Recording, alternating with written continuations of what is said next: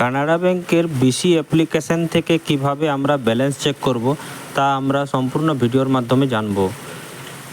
প্রথমে আমরা CNB banking app open করে ব্যালেন্স ইনকোয়ারি অপশানে চয়েস করব। ব্যালেন্স ইনকোয়ারি অপশান থেকে নিজের পছন্দ মতো ব্যাংক চয়েস করে, যেহেতু আমার পাঞ্জাব ন্যাশনাল ব্যাংক আছে তাই আমি পাঞ্জাব ন্যাশনাল ব্যাংক সিলেক্ট করেছি।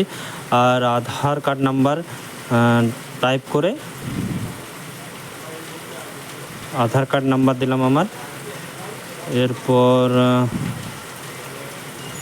আধার কার্ড নাম্বার দেওয়ার পরে বায়োমেট্রিক সিলেক্ট করতে হবে। যেহেতু আমার আধার কার্ড নাম্বার একটু ভুল আছে তাই আধার কার্ড নাম্বারটা সঠিক করার পর